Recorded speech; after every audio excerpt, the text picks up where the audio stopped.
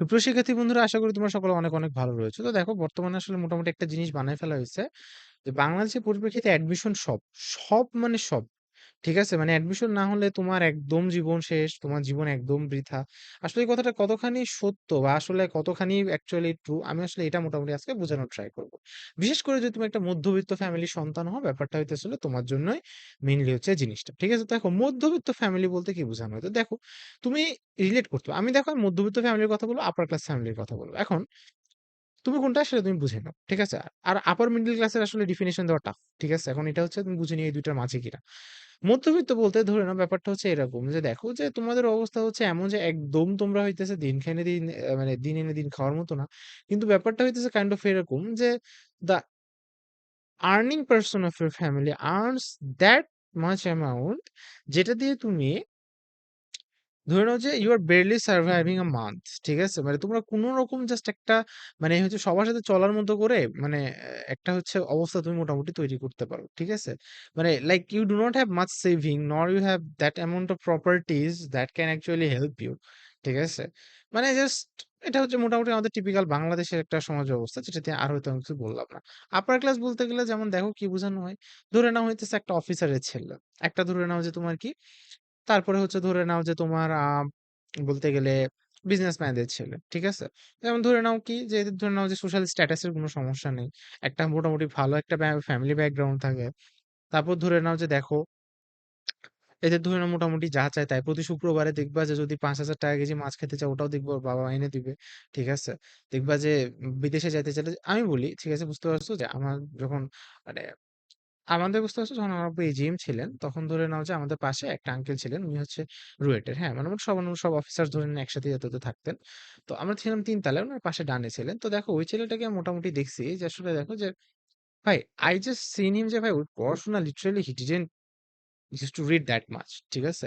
But uncle ছিল রুয়েটের, ঠিক আছে? অ্যান্ড ওকে বুঝতে পারছো? মানে he was just a anime guy, anime বাদে কিছু বুঝতো না। ওকে ধরে নাও যে সুন্দর মতো আঙ্কেল ৳২,৫০ খরচ করে হয়তো ধরে নাও যে কানাডায় পাঠায় দিছে। কানাডাতে ধরে নাও এখন সে পড়তেছে। মনে হচ্ছে অ্যাস্ট্রোফিজিক্স এ পড়তেছে আরকি। সো ইমাজিন, ঠিক আছে? এখন ধরে নাও ও ওখানে গিয়ে মোটামুটি ধরে নাও যে কি অ্যামাউন্ট এর সেলারি পাবে এটা তোমরা হয়তো কল্পনা করেই ফেলতেছো। ঠিক আছে?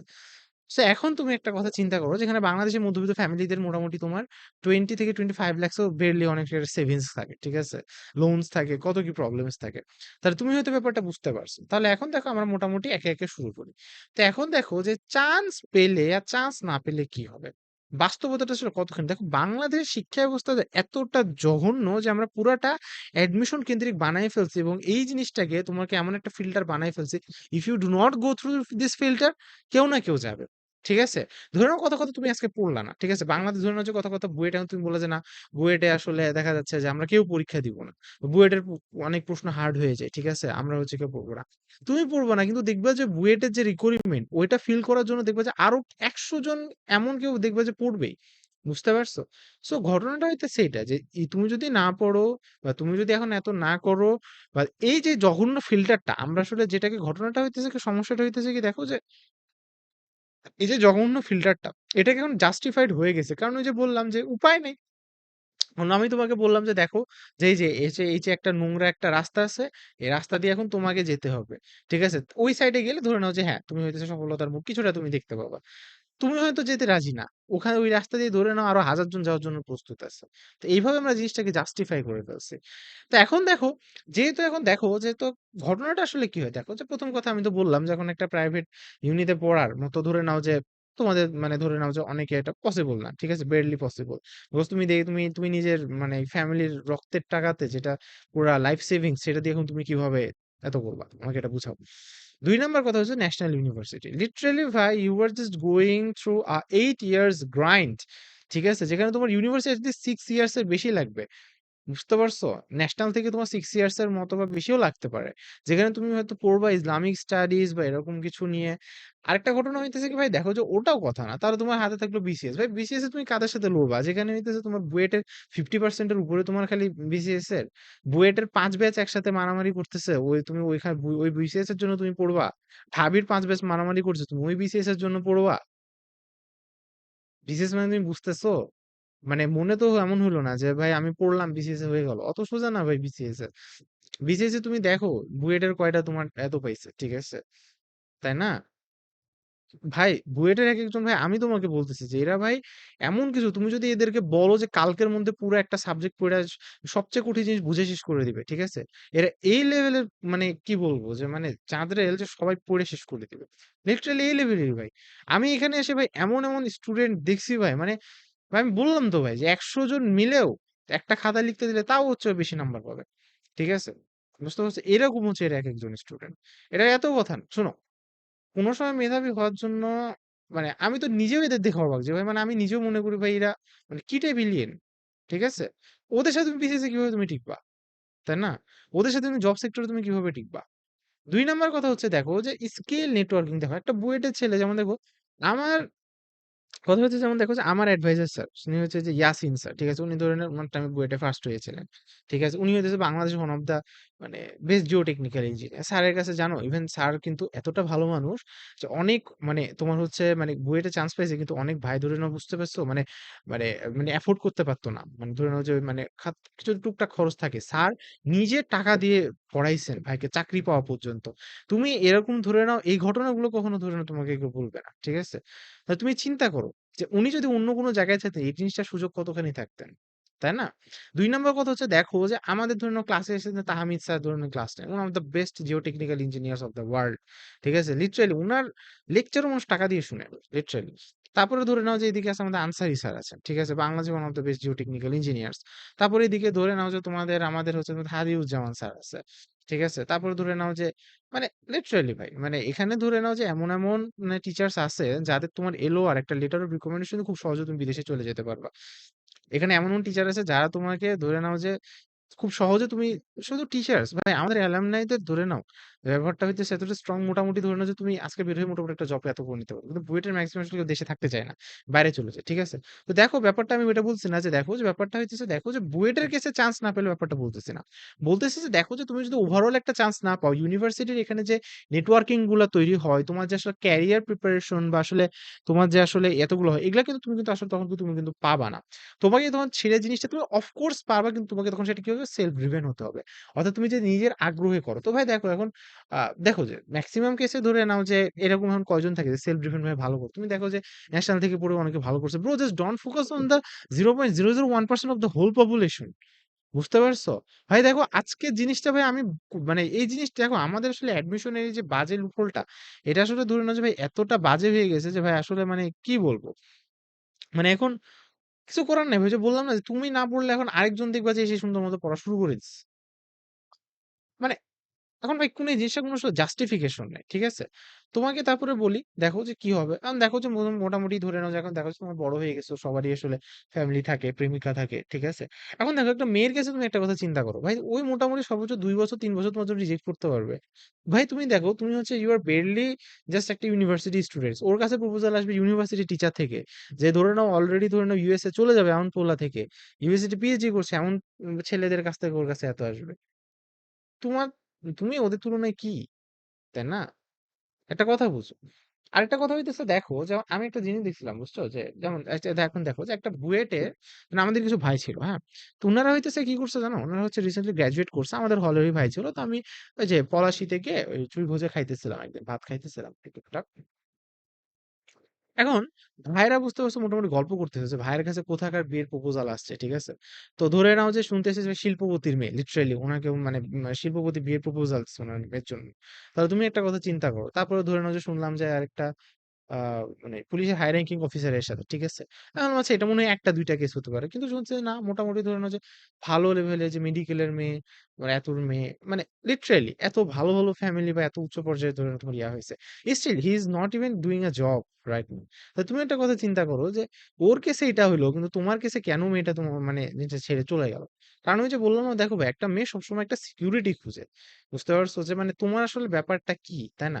তুমি যদি ওকে সিকিউর ফিল করাইতে পারো ভাই আসলে দেখো ডু নট মাইন্ড ভাই এগুলো নিয়ে আসলে ট্রিগার করবে এত করে কিছু নাই ভাই ঠিক আছে যতক্ষণ পর্যন্ত তোমার লাইফে এটা নিজে না ঘটবে তুমি কখনো এটা বুঝতে পারবো না বুঝতে পারছো নিজের লাইফে যখন তোমার ভাই এটা বাদ দিলাম তোমার ঘটনা তোমার ফ্যামিলি পর্যন্ত দেখবা যে মানে আসলে সাপোর্ট মানে ইয়া করবে না বুঝতে পারছো মানে মোটামুটি ধরে নাও যেত না ইভেন তুমি জানো আমি করছি কি আমার অনেক স্টুডেন্টদেরকে যারা গতবার ধরে নাও এত করেনি আমি ধরে নাও ওদেরকে বলছি তোদের জন্য সবসময় আমি ফ্রি আছি তোরা আমাকে জাস্ট আমাকে জাস্ট তোরা জানাস তোরা যে কোনো সমস্যাতে পড়লি।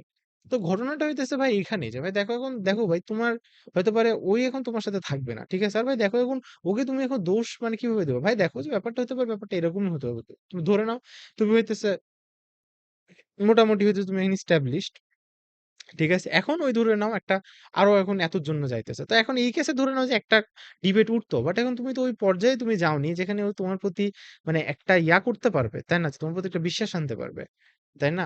তাই তুমি একটা কথা বুঝো যে তাহলে তুমি দেখো যে বেকার বুয়েটের ছেলেটার ঠিকই ধরে নাও যে বিয়ে আচ্ছা অবশ্য বুয়েটকে বেকার বলা আসলে বুঝছো মানে এই জিনিসটা আমি একটু এগ্রি করি না। কারণ ইউজুয়ালি বুঝছো মানে আমি দেখতাম যে আমি নিজে যখন বুয়েটে পড়তাম না আমি বুঝছি একটা ভাইরে বলছে ভাই বুয়েট থেকে পড়ে বেকার আছে কেন? তো আমার আম্মু বলছে ধ্যাৎ বেটা ওই হইতেছে যে ওই এখন বেকার নাই ভাই।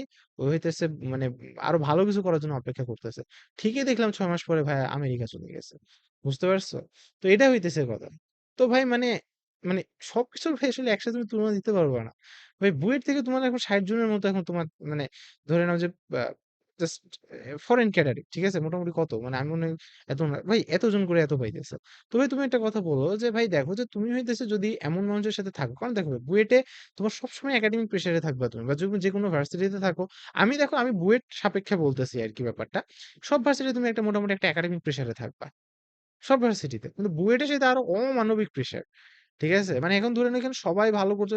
আমি ভাই বুয়েটের এখানে কারো ভাই আনন্দ নিয়ে কোনদিন কথা বলতে শুনিনি। সবাই হচ্ছে আচ্ছা ওই স্যারের অ্যাসেসমেন্ট, ওই স্যারের ল্যাব, ওইখানে এত। কাউকে আমি মেক্সিমাম ভাই এখন অনেকে আইরনি করে বলল, "ভাই আমি তো কোনদিন পড়ি না।" ভাই ওগুলো সব ভুয়া কথা ভাই।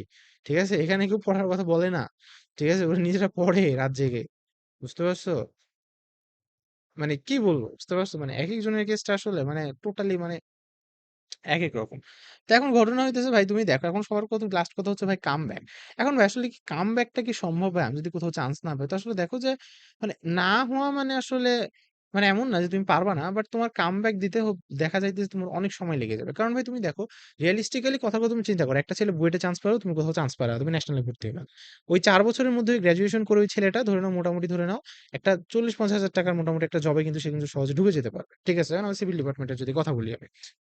এখন তুমি সেক্ষেত্রে তুমি একটা কথা চিন্তা করো যে তুমি ধরো না এখন বের হইলা ধরে নাও যে মোটামুটি ফিজিক্স থেকে বা মানে তুমি মোটামুটি ধরো না একটা ভালো সাবজেক্টে পড়ে এরকম ধরো না বাংলা ইংলিশ এগুলো বাদই দিলাম আর্টস এর সাবজেক্ট বাদই দিলাম ধরো না ফিজিক্স থেকে পড়ে তুমি বের হলো আফটার দ্যাট তাহলে তোমার হাতে অপশন কি থাকবে একটা হচ্ছে তোমার হয়তো পারে একটা তোমার স্কুলের টিচার হওয়া বা মেবি হয়তো এরকম হাতে কিছু অপশন কিন্তু ধরে নাও দেখো ওর বুয়েটের ওর কিন্তু অলরেডি একটা ইঞ্জিন হিসেবে ঢুকে যাওয়ার অপশন আছে বাট ওই কি চুজ করবে আমি বাইরে যাব বা কি হয়তো সে বিসিএস এর জন্য চুজ করবে আর কি ঠিক আছে যদি ভাবে বুঝতে পারছো দেখো যে বিসিএস এ যদি ধরেন এই পরিমাণ ইঞ্জিনিয়ারদের জন্য প্রয়োজনীয় পরিমাণ সিট থাকতো বা অবৈধ প্রমোশন গুলা না হইতো ঠিক আছে অবৈধ প্রমোশন ১০ম গ্রেড থেকে ৯ম গ্রেড অবৈধ যে প্রমোশন গুলা যেটা ধরে নাও যে নিয়ম বহির্ভূত ভাবে হয় তাহলে দেখতে যে বুঝতে পারছো ওখানে বুয়েট বাদে মানে অন্য বুয়েট আর হয়তো সিগারেট বুয়েট বাদে হয়তো কেউ তেমন একটা বেশি মানে থাকতো না ঠিক আছে তো ঘটনা হচ্ছে আসলে এখানে তো দেখো ব্যাপারটা হইতেছে এটাই যে ভাই দেখো যে কিন্তু ভাই দেখো এখন তুমি যে ওখানে এত হলা তারপরে দেখবে যে তোমাদের ৬ বছর আগে তো পাস হতে লাগবে গেল তারপর এখন তুমি সব মিলে আসলে কি করবো তো ভাই দেখো যে আসলে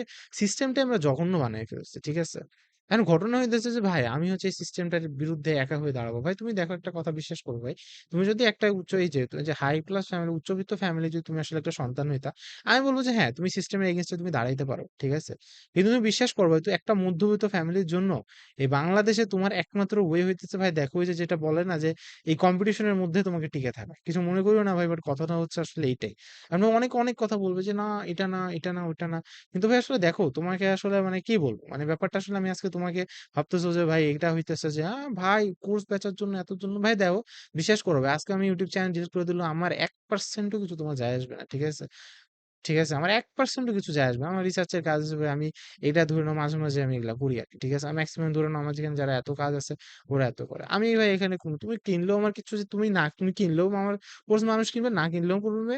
আমি যদি ইভেন আমি জানো এটা কোর্স আমি নিজেও কোনদিন এটা মানে খুলিনি। আমার ধরুন আমাকে স্টুডেন্ট বলছে, আমি নিজেও জানতাম না মেন্টরশিপ জিনিসটা কি। ওরা বলছিল ভাই মেন্টরশিপ এভাবে করে।